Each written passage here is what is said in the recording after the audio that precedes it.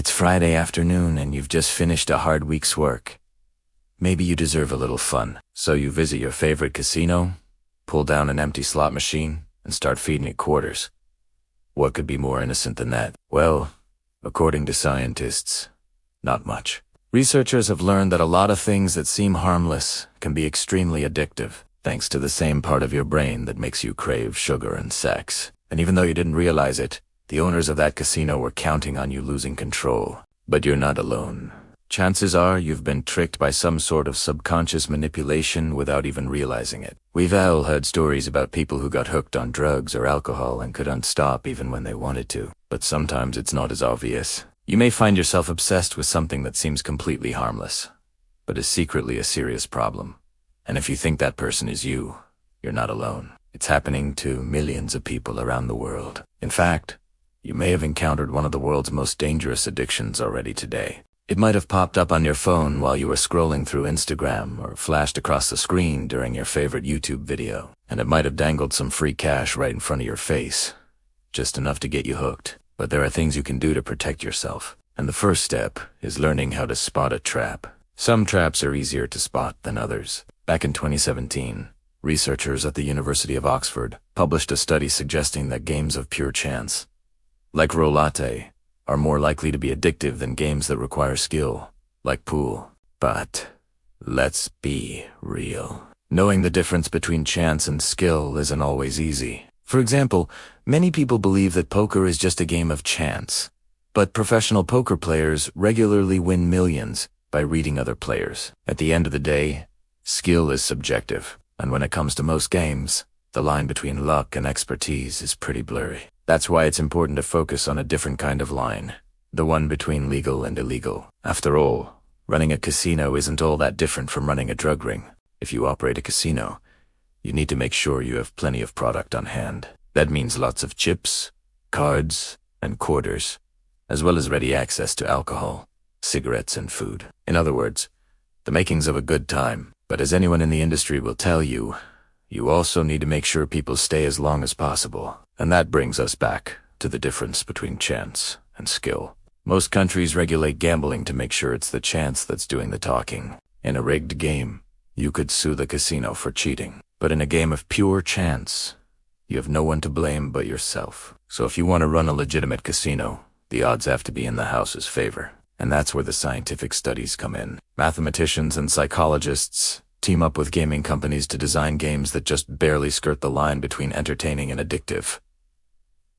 Take roulette, for instance. According to probability theory, the odds should be approximately 35 to 1. But in practice, you can find wheels with odds ranging from 26 to 1 to 38 to 1. Now, those might seem like minor differences. After all, the house still wins way more often than it loses.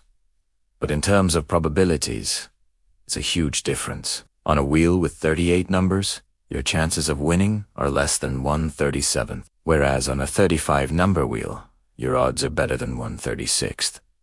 In other words, if you played roulette for long enough, you would lose less money overall. So why don't casinos just go with the 35 to 1 wheel? Because they know that players don't care about the theoretical odds. They only care about winning. And what's more exciting than nearly winning? Of course, near misses don't count as actual wins.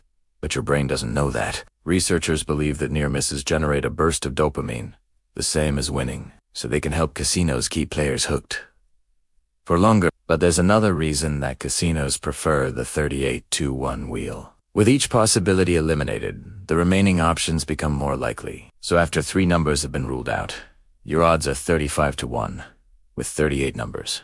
However, you're getting closer to the original 35 to 1 odds. So even though your chances of winning are still less than 1%, you're not doing quite as badly as you would be otherwise. And that's exactly the impression casinos want to give you. Of course, the ideal casino game is one where you don't notice the odds shifting at all. Take Keno, a game that's popular in places like Nevada and Australia. Players pick numbers and place their bets, then watch as balls bearing numbers are drawn randomly. If your numbers match those on the ball, you win. Except in Keno, there's no such thing as a losing streak. Every draw is independent of the last. Your odds of winning have nothing to do with whether you won last time or 5 minutes ago. In a way, This makes Keno more honest than roulette. You're not being cheated with rigged wheels. And you can play for hours without ever seeing a big swing in the odds. But if you want to play a completely fair game, your best bet is a coin toss. After all, you know the odds going in and you can't really improve them. Which is also true of blackjack, where card values are fixed. At least you can increase your chances of winning slightly by improving your strategy. But in Keno, there's no skill involved whatsoever. What you're betting on is nothing more than blind luck.